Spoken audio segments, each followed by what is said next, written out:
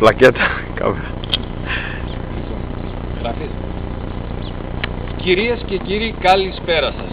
Σήμερα θα σας δείξουμε μία συνταγή για ένα πασχαλιάτικο τσουρέκι, στο οποίο δεν έχετε ιδέα ακριβώς πόσο νόστιμο θα γίνει. Είναι μια συνταγή η οποία είναι από μικρό πολυδράμας. Σας παρακαλώ πάρα πολύ, προσπαθήστε και εσείς στο σπίτι την ώρα που θα βλέπετε αυτό το πρόγραμμα να δημιουργήσετε και εσείς μια ομορφιά που θα έλεγε και ο φανταστικός. Τα συστατικά μας είναι 300 γραμμάρια σαλέπι, αλεύρι, αλάτι, ψύχα από καρύδι, χυμό λεμονιού, καρύδι ολόκληρα κομμάτια, 4 αυγά και έχουμε αυτό, τι είναι αυτό? Ζάχαρη, ναι, είναι και η ζάχαρη και ένα μπουκάλι ουίσκι 12 John Walker κατά προτίμηση. Ξεκινάμε τη συνταγή μας δοκιμάζοντας το ουίσκι. Το ουίσκι είπαμε να είναι 12 κατά προτίμηση, γιατί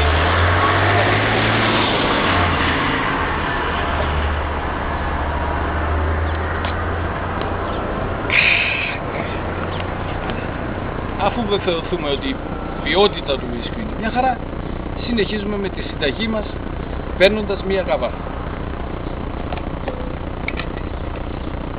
Αφού πάρουμε τη γαβάθα, δοκιμάζουμε ξανά το ουίσκι να δούμε εάν η ποιότητα του ουίσκιου έχει μείνει εντάξει.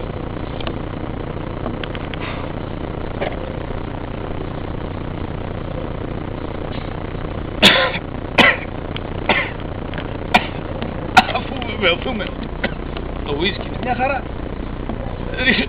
ρίχνουμε το αλεύρι στη γαβάθα, ρίχνουμε το σαλέπι μας, ένα κουταλάκι αλάτι και ένα κουταλάκι σόδα. Συνεχίζουμε τυπώντας αυτά τα υλικά τα οποία έχουμε μέσα με το μίξερ μας.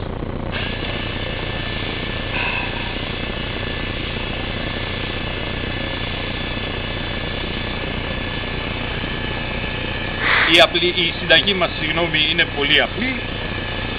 Υπομονή χρειάζεται.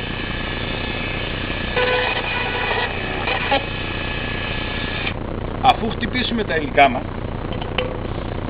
δοκιμάζουμε άλλη μια φορά την ποιότητα του ιουσιού, γιατί τόση ώρα τα αφήσαμε.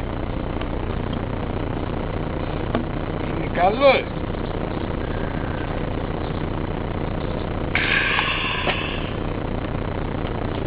Και στη συνέχεια σπάμε 4 αυγά. 1, 2.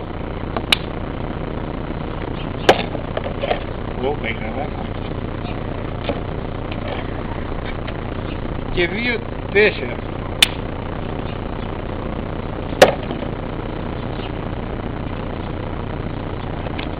Αφού σπάσει με τα 4 αυγά, δοκιμάζουμε πάλι το ουίσκι άμα η ποιότητα είναι εντάξει.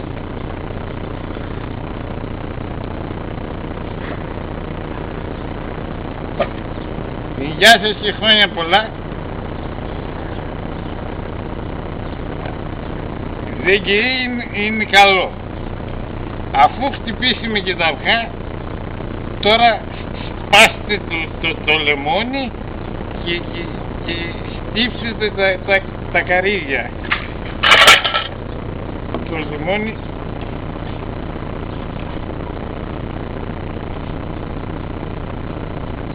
ωραία.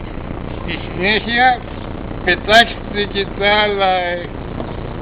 τα άλλα πάτε ένα μπουκάλι, όχι ποτήρι, μπουκάλι είναι πολύ, πάτε ένα ποτήρι και δοκιμάστε πάλι το ουίσκι.